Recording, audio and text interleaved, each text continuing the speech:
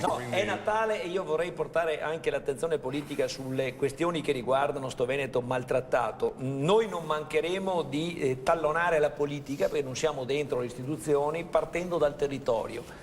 Indipendenza Veneta domenica ha fatto una manifestazione straordinaria, 25 gazebo in Riviera del Brenta, perché i danneggiati dal tornado sono stati dimenticati da tutti e quindi noi abbiamo fatto una manifestazione con migliaia, tranne dagli amici 5 Stelle che hanno lodevolmente preso questa iniziativa di lasciare direttamente 52.000 euro, cioè 10.000 euro a testa. Mi permetto di sottolineare e chiedo a Zaia, visto che mi hanno provocato amabilmente i due amici qua, sia del PD che Zorzato, che io ho lasciato quest'anno, come l'anno scorso, fino ad oggi ben 2.000 euro al mese, sono 24.000 euro del mio vitalizio. Chiedo, e i consiglieri se ne faccio carico, di chiedere a Zaia, ho dato più io di 2 consiglieri e mezzo del Movimento 5 Stelle, con tutta lode per loro, chiedo che quella somma che ho lasciato al mio vitalizio, visto che è Natale, vada ai danneggiati del tornado della Riviera del Brenta, oppure se vogliamo anche a quelli di Refrontolo, del Molinetto della Croda. Ci siamo dimenticati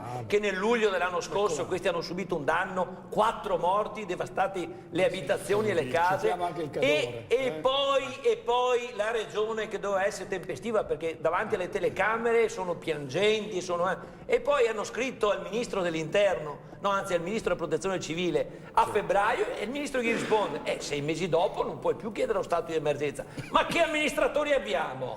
Ma la gente quando aspetta a rivoltarsi contro questa inettitudine, incapacità, cialtroneria possiamo dire, però sono buono. Buon Natale a tutti.